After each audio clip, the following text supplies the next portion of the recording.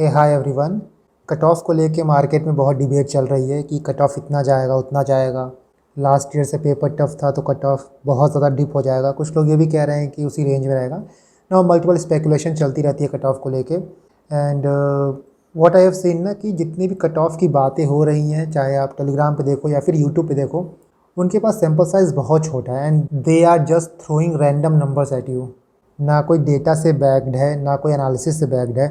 That is why मैंने Telegram पे एक पोल किया था and based on that poll I try to derive कि क्या कट ऑफ जा सकती है। नाउ पोल को भी ना रीड करने का एक तरीका होता है। सिर्फ आप ये नहीं देख सकते हो कितने बंदों ने कौन सा ऑप्शन चूज़ किया है, आपको इसके साथ साथ मल्टीपल फैक्टर्स को भी इंक्लूड करना होता है। नाउ कुछ फैक्टर्स जो मैंने कट ऑफ निकालने के लिए, कट ऑफ को प्रिडिक्ट करने के लिए यूज़ किया है। सबसे पहले तो poll response. I received almost 31,000 response and I guess कि this is one of the highest response जो टेलीग्राम पे किसी पोल में रिसीव हुआ है। Second factor is paper difficulty. No doubt 2025 का पेपर जो था वो 2024 से काफ़ी टफ था। इनफैक्ट मैंने अपने लास्ट वीडियो में भी ये बात बोली थी कि अगर 2023 का पेपर आप ना देखे होते, 2023 का पेपर ना हुआ होता, तो 2025 का पेपर यूपीएससी का one of the toughest paper होता।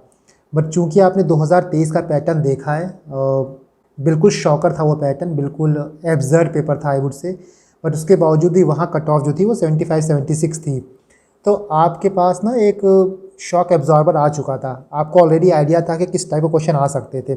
फॉर एग्जांपल इस बार जो स्टेटमेंट वाले थे, 3 स्टेटमेंट के क्वेश्चन थे, इसका ट्रेलर यूपीएससी ने अपने 2024 के पेपर में दे ही दिया था। और 2023 का पेपर देखने के बाद हमको इतना आइडिया तो हो गया था कि हो सकता है, इट माइट बी पॉसिबल कि यूपीएससी स्टेटमेंट वाले क्वेश्चन दे दे, ओनली 1 ओनली 2 वाले क्वेश्चन दे दे, जो कि यूपीएससी ने दिया, जो कि पेपर को टफ बनाता है। बट चूँकि एक शॉक एब्जॉर्बर आपके पास ऑलरेडी था, आपका एक प्री कंसीव नोशन था कि ऐसे क्वेश्चन आ सकते थे, जिसकी वजह से जो माइंडसेट आपका 2023 के पेपर को लेके था, डेफिनेटली वो माइंडसेट आपका 2025 के पेपर को देख के नहीं हुआ होगा। बिल्कुल आप शॉक में नहीं गए होगे कि ये कैसा पेपर पूछ लिया। And this is also one of the most important factor जब आप कट ऑफ डिसाइड करोगे। Next one is CSAT difficulty. 2025 का सी सेट भी टफर साइड था 2024 के कंपैरिजन में।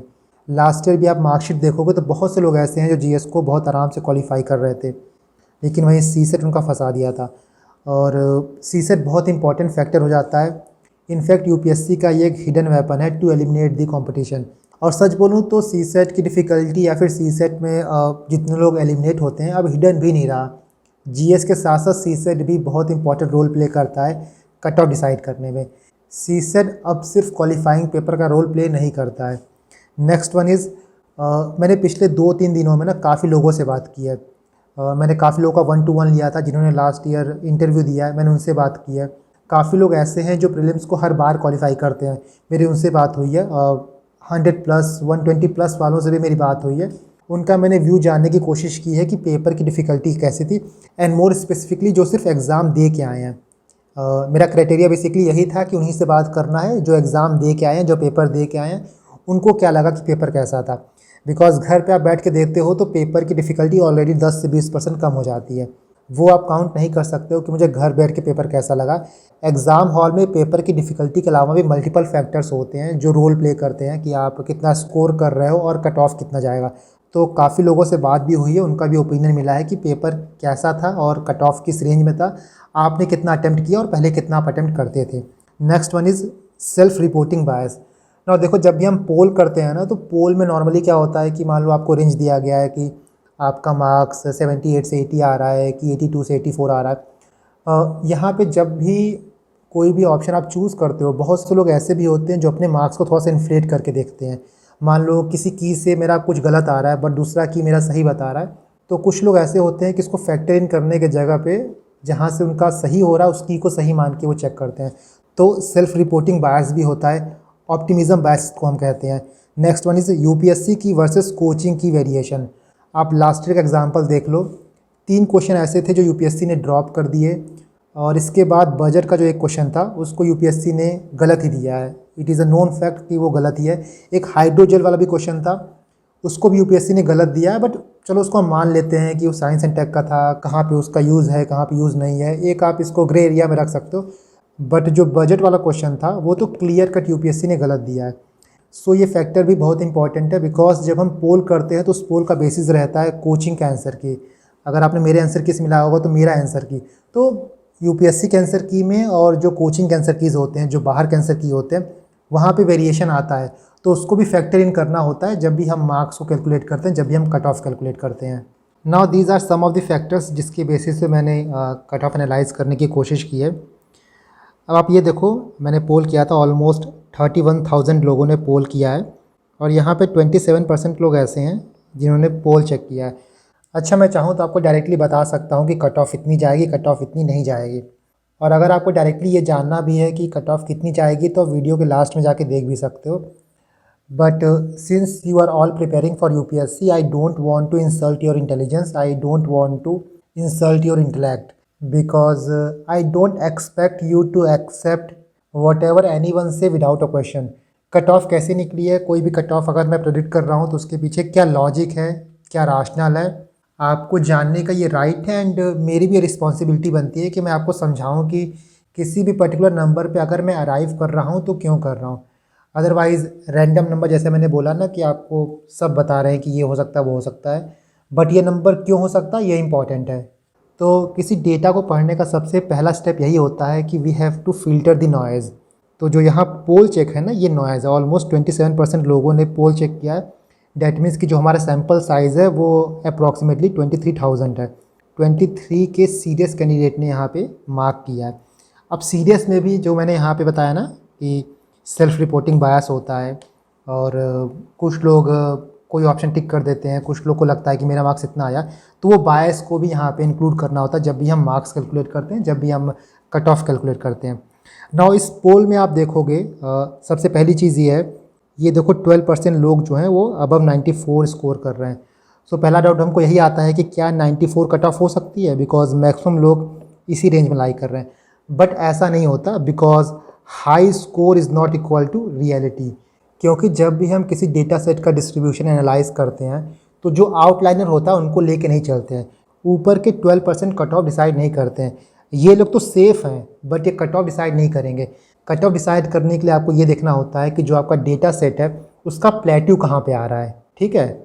और प्लेट्यू निकालने के लिए आपको रिवर्स क्यूमुलेटिव डिस्ट्रीब्यूशन को फाइंड आउट करना पड़ेगा। ये होगा reverse cumulative distribution. For example greater than 94 जो है वो 12% लोग हैं, 91 से 94 के बीच में 5% है, 88 से 90 के बीच में 5% है। और यहीं पे आप क्यूमुलेटिव परसेंटेज फ्रॉम टॉप देखोगे तो आपका हो जाएगा 12%, फिर प्लस 12 17%, 17 प्लस 5 22%, 22 प्लस 6 28%, बाकी इसके बाद 28 प्लस 9 37%। सो ये क्लासिक थ्रेशोल्ड इफेक्ट है। सो जो आपका कर्व फ्लैट होता है, कॉम्प्रेशन डेंसिटी ड्रास्टिकली इंक्रीज़ होती है, वो 82 टू 84 है। इसको मैं आपको कर्व पे दिखाऊँ तो देखो, अगर हम एक बेसिक कर्व ड्रॉ करते हैं तो जो ये है ना, यहाँ पे देखो कर्व बहुत स्टीप है, इसके ऊपर का कर्व देखो कम स्टीप है, यहाँ भी स्मूथ फ्लो है, बट ये जो सेक्शन है ना यहाँ पे कर्व बहुत स्टीप है। और यही आपका थ्रेशोल्ड पॉइंट रहता है, यही आपका कट ऑफ पॉइंट रहता है। Now based on reverse cumulative distribution और भी मैंने यहाँ 2-3 चीज़ें लगाई हैं, बहुत ज़्यादा आपको टेक्निकल जाने की ज़रूरत नहीं है। सेंसिटिविटी एनालिसिस हो गया, स्कोर स्केलिंग हो गया, डिफ़िकल्टी वेटेड जी स्कोर स्केलिंग। नाउ सबके बेसिस पे प्लस जो मल्टीपल फैक्टर्स मैंने यहाँ पे देखे उसके बेसिस पे आई कैन से कि इस बार की जो कट ऑफ है वो कुछ इस रेंज में रहेगी। जो जर्नल हैं, जो यूआर हैं, उनकी कट ऑफ 82 टू 84 जा सकती है, EWS की 78 टू 80, OBC की ऑलमोस्ट जनरल के करीब ही रहती है 81 टू 83, SC की 70 टू 72, ST की 64 टू 66। ना देखो, जो मैंने आपसे कहा था स्टार्टिंग में कि 2023 का पेपर बिल्कुल शॉकर था और उसी वजह से कट ऑफ जो थी वो 75 के करीब गई थी। और यही रीज़न था 2023 के कट ऑफ को जब आप देखोगे तो जर्नल और EWS के बीच में बहुत ज़्यादा गैप था, SC ST के बीच में बहुत ज़्यादा गैप था, जर्नल SC के बीच में बहुत ज़्यादा गैप था। बट वहीं 2024 में चूँकि 2023 का पेपर हो गया था तो एक बच्चों के अंदर शॉक एब्जॉर्बर आ चुका था, डेवलप हो चुका था, इसलिए 2024 में जब आप डिफरेंस देखोगे ना जर्नल और EWS के बीच का तो वो डिफरेंस कम था। जैसे लेट मी शो यू, ये देखो 2023 का कट ऑफ था, जर्नल का 75 गया बट EWS का 68 गया, ऑलमोस्ट 7 से 8 मार्क्स का डिफरेंस था।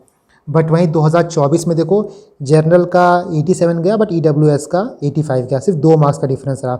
वहीं यहाँ पे देखो जर्नल का 75 था और वहीं एससी का 59 था। ऑलमोस्ट 15 से 16 मार्क्स का डिफरेंस था। बट 2024 में जनरल का 87-88 था, वहीं एससी का 79 था, 8 मार्क्स का डिफरेंस था। तो 2024 में जो एक शॉक एब्जॉर्बिंग फैक्टर है ना, वो बहुत इंपॉर्टेंट हो गया था। Same goes for 2025 also. 2025 में भी कहीं ना कहीं जो पेपर का पैटर्न था, जैसे स्टेटमेंट वाले क्वेश्चन हो गए, 3 स्टेटमेंट, मैच द फॉलोइंग में 3 कॉलम वाला हो गया, ओनली 1 ओनली 2, ऐसे क्वेश्चन से हम ऑलरेडी एक्सपोज्ड हो चुके थे। तो यहाँ जो शॉक फैक्टर था वो 2023 से कम था। दैट इज़ वाई 2023 से कट ऑफ डेफिनेटली ऊपर जाएगा, बट 2024 से कट ऑफ नीचे रहेगा because of multiple reason. CSAT difficult था, पेपर टफ था, पेपर लेंदी था, कुछ क्वेश्चंस ऐसे भी थे जो ऑन द फेस ऑफ आपको अच्छे लग रहे थे, ईजी लग रहे थे, बट जब आप उनको सॉल्व कर रहे थे तो लास्ट में जाके 1-2 स्टेटमेंट फंस रहा था। हिस्ट्री का पोर्शन थोड़ा ईजी आया था, बट चूंकि हिस्ट्री रिमेंबरिंग पे बहुत ज़्यादा डिपेंड करता है, तो आप कितना याद कर पाए, कितना फैक्ट आपको याद आया, कितना वहाँ पे आप रिकलेक्ट कर पाए, ये सारे फैक्टर भी बहुत इंपॉर्टेंट है। नौ मेरे हिसाब से कट ऑफ इसी रेंज में रहेगी। अब देखो, मान लो आपका 2-3 मार्क्स ऊपर नीचे भी आ रहा है, आई वुड से कि अगर आपका 75 प्लस भी आ रहा है ना, तो आप मेंस की तैयारी करो। बिकॉज हमने लास्ट ईयर का एग्जाम्पल लेके देख लिया है कि 2-3 क्वेश्चन यूपीएससी ड्रॉप भी कर देता है, कुछ क्वेश्चन यूपीएससी गलत भी दे देता है। तो बाई चांस अगर आप अभी कुछ मार्क्स कम करके देख रहे हो, तो हो सकता है यूपीएससी के की से आपका आगे जाए। डेट इज़ वाई जो कट ऑफ आपको बताई जाती है वो प्योरली स्पेकुलेटिव होता है, बेस्ड ऑन दी डेटा होता है। जो डेटा आप देते हो, जो डेटा आप फीड करते हो, जो आपका फीडबैक मिलता है, उसके बेसिस पे कट ऑफ बनाई जाती है। बट ये सैम्पल साइज़ कभी भी यूपीएससी का सैम्पल साइज़ मैच नहीं कर सकता। बहुत लोग साइलेंट प्लेयर भी होते हैं, बहुत लोग ऐसे भी होते हैं जिनका 80 से कम आता है, 75 से कम आता है, तो वोट नहीं करते हैं। सो मल्टीपल फैक्टर्स यहाँ पे हैं, इसीलिए इसका मतलब ये नहीं कि आपका 82 से कम आ रहा है तो ये सोच के चलो आपका क्लियर नहीं हो रहा है। आपको मेंस देना है, इस वक्त आपको सिर्फ मेंस की तैयारी करनी है, रिगार्डलेस ऑफ कि आपका पेपर क्लियर हो रहा है कि नहीं हो रहा है। सो पढ़ाई में लग जाओ, 1-2 दिन आप रेस्ट कर चुके हो, 1 जून से मेंस की तैयारी स्टार्ट कर दो। 9-10 तारीख तक यूपीएससी प्रीलिम्स का रिजल्ट निकाल देती है, उससे पहले कम से कम आप ऑप्शनल कुछ चीज़ें पढ़ लो। बिकॉज पहले के कंपैरिजन में इस बार प्री और मेंस के बीच का डिफरेंस जो है, प्री और मेंस के बीच का जो डेट है बहुत कम है। सिर्फ आपको 85 to 87 डेज़ मिल रहा है, ऑलमोस्ट 1 महीना कम मिल रहा है, तो उसको आपको यूटिलाइज़ करना होगा। एक एक दिन इंपॉर्टेंट हो जाता है, कोई भी दिन वेस्ट नहीं करना है। ऐसा मत करना कि 10 तारीख तक रिजल्ट आएगा तो आप 10 तारीख तक वेट करोगे, ये 10 दिन ना बहुत भारी हो जाता है। आपका प्रीलिम्स निकल गया तो आपके पास बहुत कम दिन बचेगा।